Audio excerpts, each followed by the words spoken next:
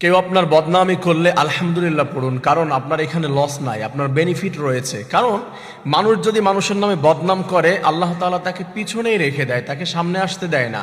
বদনামি যারা করে, দুর্নামি করে, মানুষের নামে গীবত করে, এরা সারা জীবন পিছনেই পড়ে থাকে, এদের সামনে আসার অ্যাবিলিটি আল্লাহ তাআলা দেয় না। দুইটি সুযোগ রয়েছে আপনার জন্য, যদি কেউ গীবত করে আপনি দুইটা বেনিফিট রয়েছে। ফার্স্ট, সেটি হচ্ছে যে আল্লাহ রাব্বুল আলামিন তাকে এমনভাবে ঠকাবে, তাকে এমনভাবে আল্লাহ তাআলা পিছনে ফেলে দিবে, তাকে এমনভাবে লসের মধ্যে, ক্ষতির ভিতরে ফেলে দিবে আপনার গীবত করার কারণে। আল্লাহ রাব্বুল আলামিন তার সমস্ত নেকামল, তার সিজদা, তার জিকির, তার তাসবিহ, তার সবকিছু আপনার আমল নামায় আল্লাহ রাব্বুল আলামিন ট্রান্সফার করে দেয়। সুবহানাল্লাহিল আযীম। এজন্য আপনার নামে গীবত করলে আপনি মন খারাপ করেন না। আপনার একটু দুর্নামি করছে, আপনার নামে দোষ চর্চা করে বেড়াচ্ছে, আপনাকে মানুষের মাঝে খারাপ বানানোর চেষ্টা করছে, ছোট করার চেষ্টা করছে, ওকে আল্লাহ তাআলা ছোট বানিয়ে দিবে, আপনাকে আরো বেশি বড় বানিয়ে দিবে। আর তার সমস্ত আমল আল্লাহ রাব্বুল আলামিন আপনার আমল নামায় নিয়ে এনে দেবে। এরপরে সেকেন্ড যেই পুরস্কার আপনার জন্য রয়েছে, সেটি হচ্ছে আল্লাহ রাব্বুল আলামিন জানাচ্ছে তাকে আমি হাসরের ময়দানে, যে আপনার দুর্নামি করছে, হাসরের ময়দানে আল্লাহ তাআলা তাকে ঠকাবে এবং শাস্তি দেবে। কেমন করে?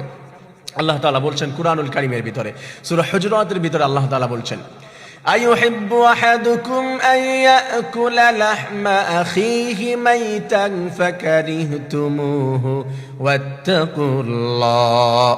আল্লাহ তাআলা বলছেন, তোমরা কি পছন্দ করো তোমার মৃত ভাইয়ের মাংস খেতে, গোশত খেতে কি তোমরা পছন্দ করো?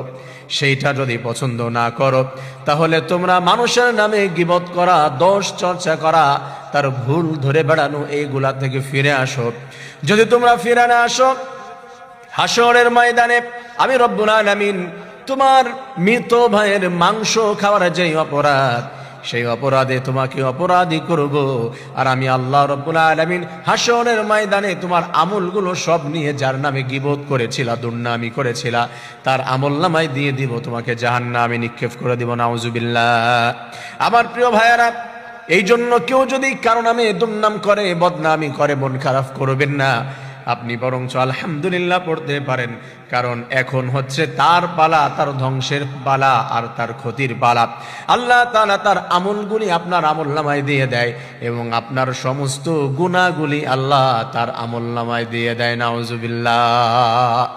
আমার প্রিয় ভাইয়েরা, এই যে গীবত করা, মানুষের নামে দুর্নাম করা, মানুষের দোষ চর্চা করা, বদনামি করা, এইগুলা থেকে আমাদের ফিরে থাকতে হবে। কারণ হচ্ছে আপনি কার নামে দুর্নাম করেন বলেন? আপনি বদনাম বলেন ওই ব্যক্তিটার, যে ব্যক্তিটাকে আপনি সব থেকে অপছন্দ করেন।